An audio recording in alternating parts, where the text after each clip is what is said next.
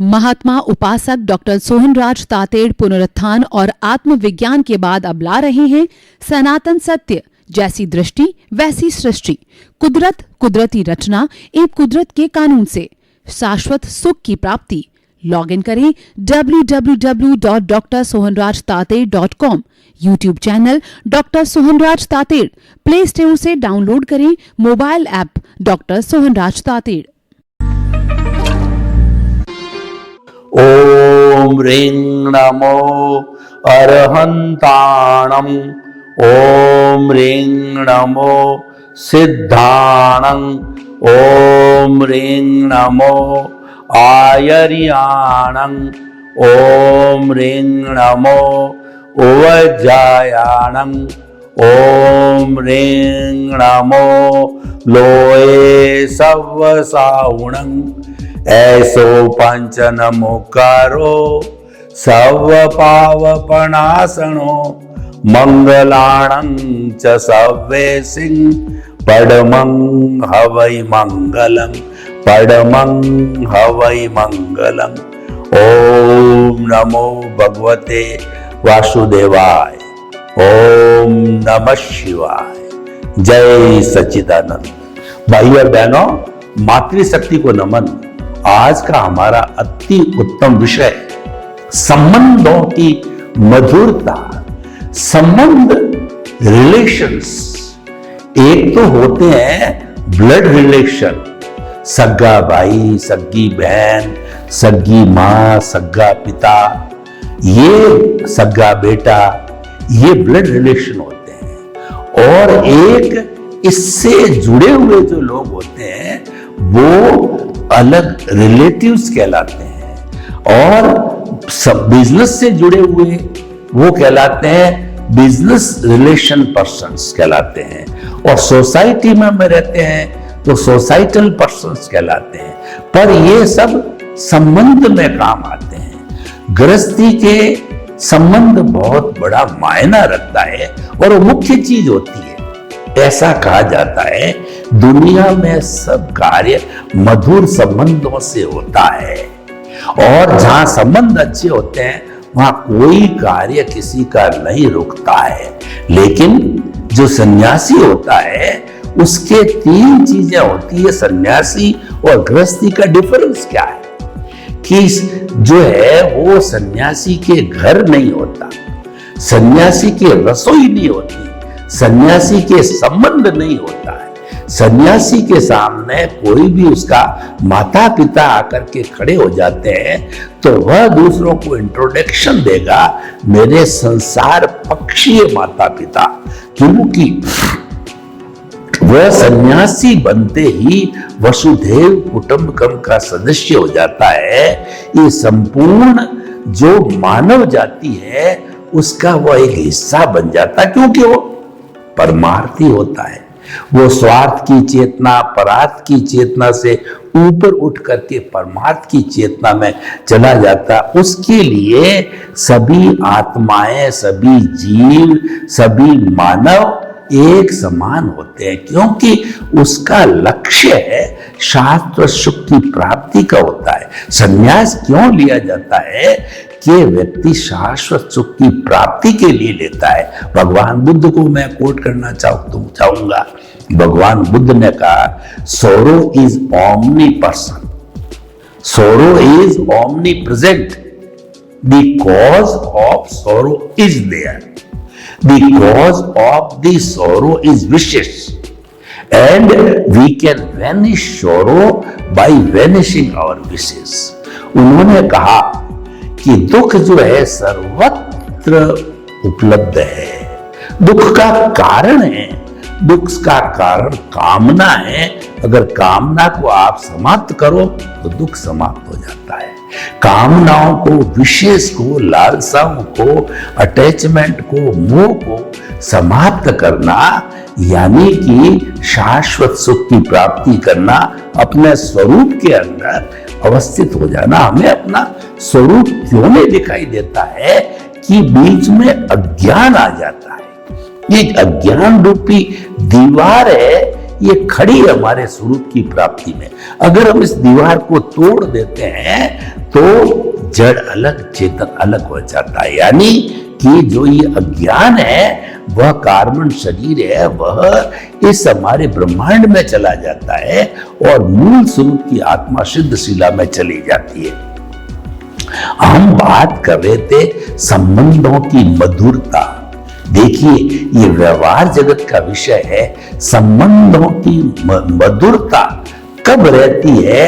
कौन कौन से ऐसे फैक्टर है जिसके माध्यम से हम संबंधों की मधुरता रख सकते हैं? संबंध, पारिवारिक संबंध, सामाजिक संबंध, राजनीतिक संबंध, व्यापारिक संबंध और आध्यात्मिक संबंध, कई तरह के संबंध हो सकते हैं। लेकिन जो हम सूत्र आपको देख रहे हैं वह व्यवहार और निश्चय जगत दोनों में लागू होते हैं, क्योंकि वो सूत्र जो है वो सिद्धांत के ऊपर आधारित होते हैं। सिद्धांत कभी बदलता नहीं है।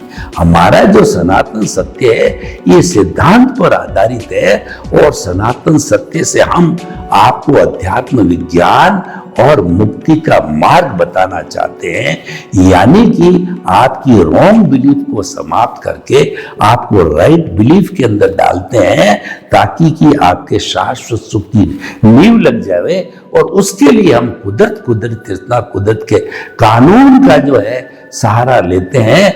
और वो कुदरत है, वो द्रव्य क्षेत्र काल भाव अपने सहयोगी कंपोनेंट के आधार पर काम करती पूरा सिस्टम है हमारे पास। सनातन सत्य का हमारे पास पूरा वैज्ञानिक सिस्टम है और हमने उसका बेस जो कुदरत लिया है। मैं आपसे प्रश्न कर रहा हूं, कई वर्षों से मैं अनेक लोगों से प्रश्न कर चुका, क्या कुदरत, नेचर, प्रकृति के ऊपर कोई है क्या? कोई भी किसी ने ये नहीं कहा कि नहीं, प्रकृति कुदरत के ऊपर कोई है, क्योंकि कुदरत तो सबकी मां है। 84 लाख जीवा योनियों के बर्थ प्लेसेस के असंख्य अनंत आत्माओं की मां कुदरत है। और जड़ पदार्थ भी कुदरत का एक साधन है। जड़ और चेतन दोनों कुदरत में रहते हैं, जिसको हम प्रकृति भी कह सकते हैं। तो उसके ऊपर कोई नहीं है। तो देखिए, सुप्रीम की बात करते हैं और हमारी कुदरत तक जो है कुदरत है वह हमेशा सनातन है। इसीलिए सनातन सत्य पर आधारित है, फेरबदल नहीं होता है। तो भाइयों बहनों, संबंधों की मधुरता बनाए रखने के लिए कुछ कारणों पर जो है हम नजर डालते हैं। सबसे पहला कारण है कि हमारे में अहंकार शून्यता होनी चाहिए। हमको इगोस्टिक नहीं होना चाहिए। व्यक्ति जब इगोस्टिक हो जाता है, अहंकारी हो जाता है, तो वह अपने से नीचे लोगों को, अपने से कम बुद्धि वालों को, अपने से कम इंटेलिजेंट को, अपने से कम पैसे वाले को वह इंफीरियर समझ करके, अपन को सुपीरियर समझ करके, और वह जो है वह अहंकार करने लग जाता हूं, मैं बड़ा। ये मैं जो है ये सबसे खतरनाक चीज है। बकरा मैं करता है और कसाई उसकी गर्दन काट देता है। मैं मेरा से हमेशा दूर रखो। ये इसीलिए कहा गया है I plus my is equal to bonded soul और I minus my is equal to pure soul. हमको जो है शाश्वत सुख कौन नहीं जाने देता है? आई और माई, मैं और मेरा। तो इसको अहंकार ममकार कहते हैं और यही अज्ञान है। अहंकार ममकार को हटा दीजिए, अज्ञान की दीवार हट जाएगी। तो उसको हटने के लिए हमें नॉन इगोस्टिक होना पड़ेगा, अहंकार शून्यता लानी पड़ेगी। चाहे घर में छोटा व्यक्ति है, चाहे कोई बड़ा व्यक्ति है, हर एक के साथ में एक समान व्यवहार करना चाहिए। परिचित है, अपरिचित है, बुजुर्ग है, बालक है, महिला है, सबके साथ में एक समानता का, शिष्टाचार का व्यवहार करना चाहिए। किसी को जो है ऐसा व्यवहार किसी के साथ नहीं करना चाहिए जो हमको खुद को पसंद नहीं है। जब हमको खुद को कोई व्यवहार पसंद नहीं है तो वो दूसरे को कैसे पसंद आएगा? वो नहीं आ सकता। इसीलिए हमको हर एक के साथ में सद्व्यवहार करना चाहिए। ये जो है मधुर संबंधों का सबसे बड़ा रहस्यात्मक सूत्र है। दूसरा सूत्र मैं आपको बताना चाहता हूं कि टॉलरेंस पावर। टॉलरेंस पावर का अर्थ ये होता है कि व्यक्ति अगर तमुक मिजाजी होता है तो कोई व्यक्ति कोई बात कहता है उसको बिना सोचे समझे, बिना गहराई में जाकर के, बिना व्यू पॉइंट को समझे तुरंत जो है उसे वो लड़ाई करने आ जाता है, उसको अपशब्द बोलने आ जाता है। और जब सामने वाला की बात ही नहीं सुनता, जब सामने वाला बताता है कि ये इन परिस्थितियों के अंदर आपको ऐसा कहा गया है, तब वो अपनी गलती मानता है। हमको ठंडे दिमाग से रहना चाहिए। देखिए 3 फैक्ट्री आप बिठा दीजिए, आपके संबंधों की मधुरता हो जाएगी। पहला, मुंह पे तो शुगर फैक्ट्री बिठा दीजिए, यानी जो बोलो वो मीठा बोलो, सत्य बोलो, हितकर बोलो, टॉन्टिंग भाषा मत बोलो और सबको सुख देने वाली भाषा बोलो। ऐसी वाणी बोलिए और मन का आपा खोए, औरन को शीतल करे और आप हो शीतल हो। इसीलिए ये संबंधों की मधुरता जो है वो इस वाणी की मधुरता से आती है। इस वाणी के अंदर जहर भी और अमृत भी है। आपने अगर किसी से पोलाइटली, आपने जो है अहंकार शून्य से व्यवहार किया, सामने वाले को रेस्पेक्ट दिया, यानी उसके अस्तित्व को स्वीकार किया, चींटी है, मकुड़ा है, गाय है, भैंस है, ऊंट है, बैल है, कोई भी छोटा बड़ा प्राणी है, उसके अस्तित्व को स्वीकार किया, यानी उसको रेस्पेक्ट दिया, अस्तित्व को स्वीकार। ये चींटी जा रही है और आपने पैर पटक करके उसके अस्तित्व को समाप्त कर दिया, जबकि आपको कोई अधिकार नहीं उसके अस्तित्व को स्वीकार करने की। वो जन्मता है अपने कर्मों से, वो मरता है अपने कर्मों से, आपको उसकी जान लेने का कोई अधिकार नहीं है। पर बेचारा छोटा प्राणी है, आपने अन्याय कर दिया। तो इस कारण से जो है संबंधों की कड़वाहट आती है। तो हमारे संबंधों की मजबूरी में सहनशीलता होना बहुत जरूरी है। कोई व्यक्ति कुछ कहता है तो उसको गहराई से समझो, क्यों कह रहा है, अगले से पूछो कि आप मेरे को क्यों गाली गलौज कर रहे हो, क्या कारण है, मुझे मेरे से स्पष्टीकरण तो ले। जब मालूम पड़ता है किसी के कहने से वो आपको गाली दे रहा है, फिर उसको रियलाइज होता है कि मैं तो भला व्यक्ति कह रहा था, इस कारण मैं आपको ऐसा कह रहा हूं, मिसअंडरस्टैंडिंग के कारण जो है फिर वो रियलाइज करता है। तो इसीलिए सहनशीलता का होना जरूरी है। पहला तो है अहंकार शून्यता, दूसरा सहनशीलता और तीसरा है कि आप में त्याग की वृत्ति होनी चाहिए। त्याग की वृत्ति का अर्थ क्या होता है कि जिसमें घर में अगर 5 सदस्य होते हैं तो 5 सदस्यों को कोई भी चीज आए तो 5 में बराबर बंटनी चाहिए।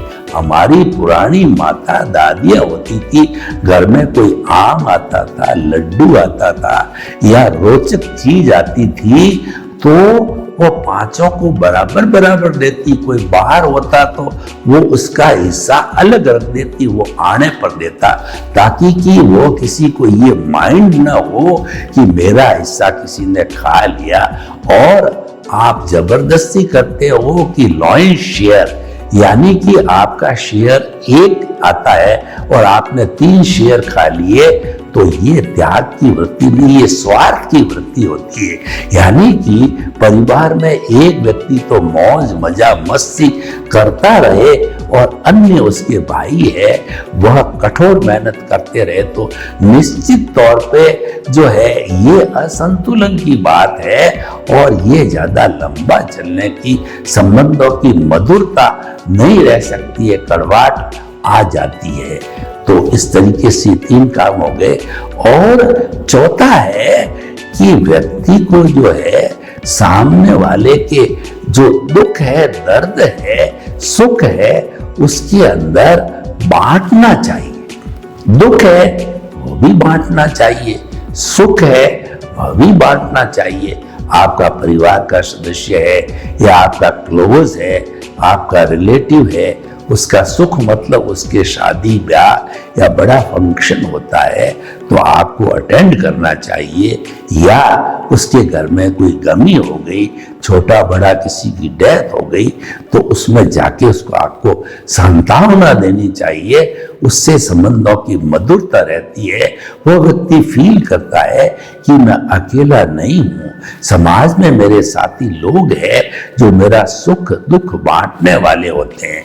पति पत्नी का रिश्ता ऐसा होता है, 50-50 का रिश्ता होता है कि पति पर कोई दुख आ जावे तो पत्नी उस दुख को अपना समझे, और सुख आ जावे तो दोनों बांट करके लेवे, तब ये रिश्ता बहुत सुंदर अच्छी तरीके से निपटता है। और अगर पत्नी कभी भी जो है तेज तराट हो जावे तो पति जो है वो जलधारा बन जावे, शीतल जलधारा, उसको शांत करने के लिए। यानी अगर गाड़ी के 2 पहिए में से एक पहिया थोड़ा शांत हो जावे, दूसरा अशांत रहेगा, तो दोनों मिलकर के और जो रिजल्टेंट आएगा वह सही आएगा, वह संतुलित आएगा। इसीलिए अपने जीवन में जहां जहां संतुलन होता है वह संबंधों की मधुरता आती है। देखिए, अब मैं आपको 5 ऐसे दार्शनिक सूत्र देता हूं, व्यवहार जगत के बहुत ही उच्च कोटि के हैं। अगर हम इसका पालन करें तो हमारे संबंध, चाहे आध्यात्मिक है चाहे हमारे व्यवहार जगत के संबंध है, कभी भी खराब नहीं होंगे। आध्यात्मिक संबंध का मतलब ये है अपने अस्तित्व की पहचान करना। मैं कौन हूं, मैं कहां से आया हूं, मुझे कहां जाना है, इसकी पहचान भी इन जो है व्यवहार जगत के सूत्रों से हो जाएगी। उसको भी मैं साथ लेकर के चलूंगा कि ये बैलेंसिंग पावर है, ये हमारे व्यवहार और निश्चय को संतुलन करने वाले सूत्र है व्यवहारिक है, क्योंकि व्यवहार शुद्धि बिना निश्चय शुद्धि नहीं है। शरीर और आत्मा जुड़ी हुई है। जब ये अकेले हो जाएंगे तो उसके बाद के अंदर तो कोई तरह की बातचीत होने का प्रश्न ही नहीं है।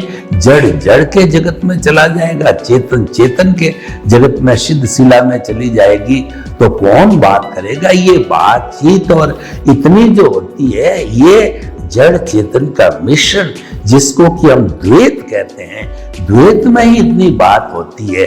अद्वैत में तो कोई बात होती नहीं है। जड़ है, बोलता नहीं, अनुभव नहीं करता, फीलिंग नहीं करता, और चेतन है वो अरूपी हो जाता है, तो फिर इतनी बात का प्रश्न ही नहीं है। तो भाइयों बहनों, पहला सूत्र है जगत निर्दोष, यानी कि आप किसी में दोष मत देखो। और वास्तविकता सनातन सत्य ये कहता है कि जगत तो निर्दोष है, जगत में दोष होता ही नहीं है। पूरी जो हमारी ये जो प्रकृति है, कुदरत है, ये वीतराग है, क्योंकि कोई भी दोष जो है वो हमारा ही होता है, जो हमने पूर्व जन्म में किया है उसकी पूर्ति करने के लिए, उसके भुगतान करने के लिए कोई व्यक्ति जो है हमारे उपादान में वो है, इसीलिए वो जो है वो हमारे उदय प्रारब्ध के अनुसार कुदरत लाके उसको खड़ा कर देती है, और हम उसको दोषी कहते हैं। वास्तव में दोषी होता ही नहीं वो, दुनिया में दोष किसी का नहीं है, दोष अपने कर्मों का है, और वह उदय प्रारब्ध के अनुसार जो है वह सामने वाला व्यक्ति हिसाब क्लियर कर देता है।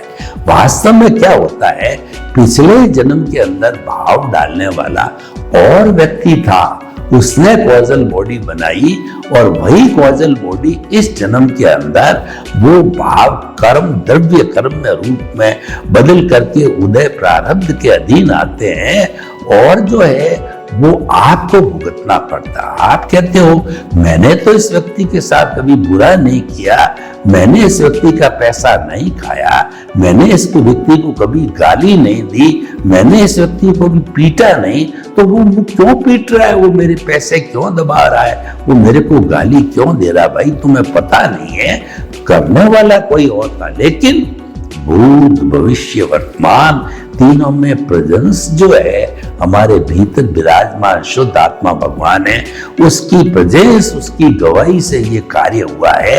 इसीलिए उसके अंदर कोई अन्याय की बात नहीं होती है, चाहे आपको पता हो या ना हो, और होगा भी नहीं, क्योंकि जो है फॉल्ट करने वाला दूसरा है, भुगतने वाला दूसरा, हमेशा यही होता है। तो इसीलिए जो किसी के दोष नहीं देखे जाए, अपने दोष देखे जाए। कबीरदास जी ने बहुत सुंदर कहा है, बुरा जो देखन में चला, बुरा न मिलिया कोई, जो दिल खोजा आप ना और मुझसे बुरा न कोई। इसीलिए दूसरे के दोष देखना बंद करो और अपने दोषों को देखना चालू करो। अपने दोषों को धोगे धोगे धोगे, आलोचना प्रतिक्रमण प्रत्याख्यान करते रहोगे, तो आत्मा सिद्ध बुद्ध और मुक्त बन जाएगी। और वर्तमान जगत के अंदर किसी के दोष नहीं देखोगे तो संबंधों की मधुरता रहेगी। तो ये व्यवहार और जो है निश्चय का संतुलन हो गया। दूसरा सूत्र देता हूं, टकराव टालिए। देखिए आज इस पूरी दुनिया के अंदर टकराव बहुत बढ़ गया है। टकराव क्यों होता है? एक व्यक्ति ने कोई बात कही, सामने वाले ने 2 सुना दी, फिर उसने 4 ठोक दी, उसने 8 ठोक दी, नेले पे डेला मार दिया, टिट फॉर टैट कर दिया, ईंट का जवाब पत्थर से दे कि मैं कौन सा कम हूं। दोनों भिड़ गए। पॉजिटिव नेगेटिव इलेक्ट्रिसिटी में भिड़ गए तो क्या होता है? धमाका होता है। और जब ये दोनों मिल गए यानी भिड़ गए, गाड़ी से गाड़ी भिड़ गई तो एक्सीडेंट होता है, ट्रेन से ट्रेन टकरा गई, भयंकर एक्सीडेंट होता है। तो इस तरीके से व्यक्ति भिड़ने से जो है इतनी स्थिति नाजुक हो जाती कई बार कि पुलिस कार्रवाई हो जाती है, कोर्ट कार्रवाई हो जाती है। अगर उसके स्थान पर दोनों भिड़ने वालों में एक व्यक्ति साइलेंट रहता है, साइलेंट का अर्थ यह है कि सामने वाले ने आपको गाली दी, सामने वाले ने आपकी बदतमीजी की, सामने वाले ने आपका थप्पड़ मारा, उसको आपने स्वीकार नहीं किया, तो स्वीकार नहीं करने से वो वापस लौट जाती है। तो एक व्यक्ति कभी भी झंझट खड़ा नहीं होगा। 2 पक्ष में से एक पक्ष उस वक्त साइलेंट रहेगा तो झंझट खड़ा नहीं होगा, और ये उग्रता की स्थिति लंबी भी नहीं रहती है।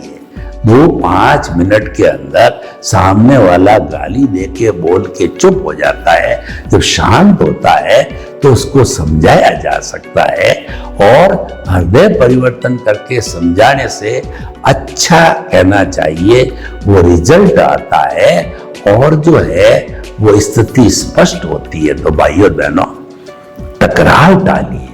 आप हर स्थिति के अंदर टकराव खड़ा हो जाता है, चाहे पब्लिक पैलेस हो, चाहे आपका परिवार हो, हस्बैंड वाइफ हो, या आपके परिवार के सदस्य हो, समाज के अंदर आपके दोस्त हो, पारिवारिक आपके बिजनेस ग्रुप में जो है कोई लेने देने वाला हो, हर परिस्थिति में सामने वाले के साथ में आप जो है वो टकराव मत करो।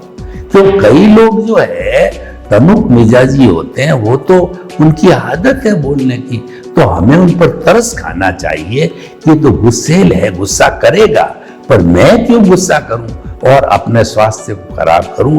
तो गुस्सा करने वाला थोड़े समय बाद में साइलेंट हो जाता है। टकराव टालिए, इससे संबंधों की मधुरता रहेगी।